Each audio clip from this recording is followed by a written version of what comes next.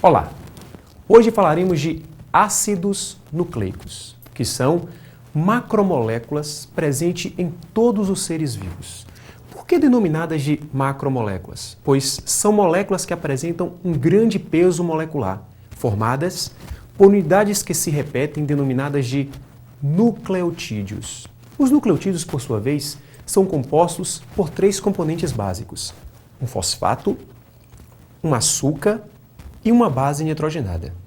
Invariavelmente, entre os ácidos nucleicos, o fosfato sempre vai ser o mesmo, o PO4 3-.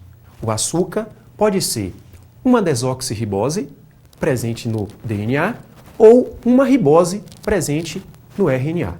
E as bases nitrogenadas são divididas em dois grupos: o grupo das bases púricas, ou purinas, e o grupo das bases pirimídicas, ou pirimidinas. As bases púricas, elas apresentam dois anéis carbônicos, e são a adenina e a guanina. E as bases pirimídicas, também chamadas de pirimidinas. Elas podem ser timina, citosina e uracila, ou também uracil. Inicialmente, vamos falar do DNA, ou ácido desoxirribonucleico. O DNA é uma macromolécula de fita dupla. Essas fitas são antiparalelas e complementares. Por que complementares? Pois toda vez que eu tiver a adenina de um lado, do outro lado eu terei a timina. Toda vez que eu tiver a guanina, eu terei a citosina. Então, a adenina se liga com a timina e a guanina se liga com a citosina.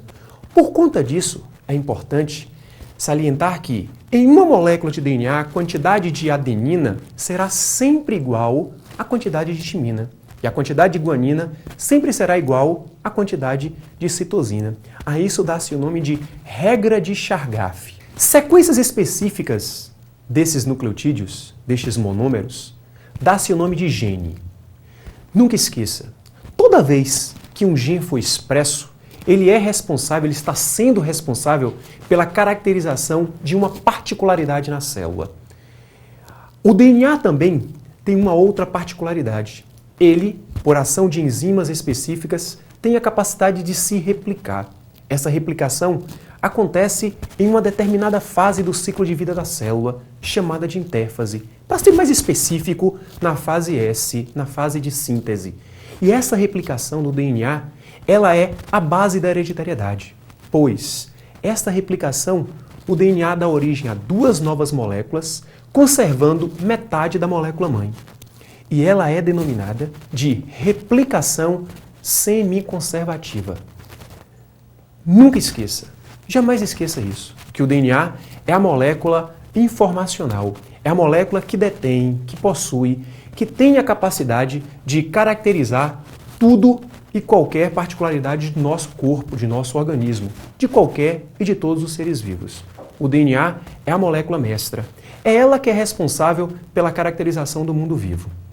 Um outro ácido nucleico importantíssimo, também para a expressão da característica, é o ácido ribonucleico, ou RNA, que, diferentemente do DNA, apresenta apenas uma única fita de nucleotídeos. Por isso dá-se o nome de ácido nucleico de fita simples.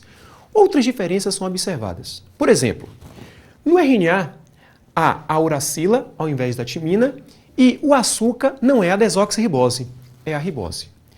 Todo RNA, sem exceção, é formado do DNA através de um processo chamado de transcrição, que envolve enzimas específicas chamadas de RNA polimerase. A transcrição em todas as células eucarióticas acontece no interior do núcleo. Já em células procarióticas, como por exemplo cianofícias, bactérias, esse processo de transcrição, esse processo de síntese de RNA acontece no citoplasma.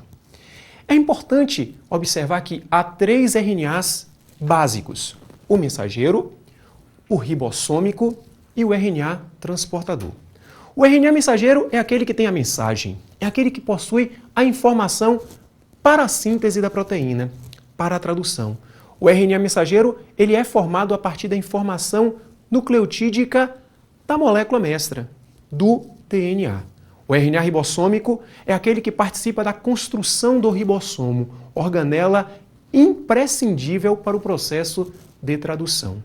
E além do RNA transportador, que transporta os aminoácidos de maneira específica para o processo de tradução. Diante disso tudo, é importante observar que, para a formação do RNA mensageiro em células eucarióticas, há um processo importantíssimo denominado de splicing. O splicing tem como objetivo retirar regiões inativas para se formar um RNA mensageiro chamado de maduro. Aí você me pergunta, como assim? É o seguinte, no processo de transcrição em eucariontes, para a formação de um RNA mensageiro, anteriormente é formado um RNA heterogêneo. Esse RNA é chamado de heterogêneo, pois possui regiões inativas chamadas de introns e regiões ativas chamadas de exons. Eu não posso colocar um RNA com regiões ativas e inativas no citoplasma para formar uma proteína. Senão, a proteína seria errada ou então não seria processada. Então, é importante que as regiões intrônicas ou introns sejam retirados. E essa retirada é realizada por enzimas especiais, que são moléculas de RNA, chamadas de ribozimas.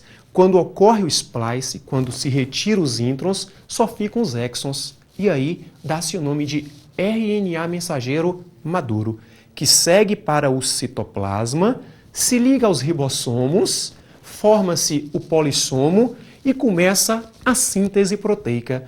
O RNA transportador chega a um sítio específico e deposita no sítio, não se esqueça, no sítio P do ribossomo, o primeiro aminoácido, a metionina. E aí se processa a tradução. Diante de todas essas informações, nunca esqueça que as diferenças básicas entre DNA e RNA são extremamente exploradas. Lembre-se que o DNA tem 2 fitas, o RNA só tem uma, que o processo de duplicação do DNA é chamada de replicação, que o RNA não se replica, que o RNA é formado através da transcrição, por ação de enzimas, que o DNA tem timina, que o RNA tem uracila, que o DNA tem desoxirribose e que o RNA tem ribose. E não esqueça, não há diferença entre DNA e RNA quando você analisa fosfato e bases púricas, que são iguais, tanto no DNA quanto no RNA, a adenina e guanina. Estude bastante e até a próxima.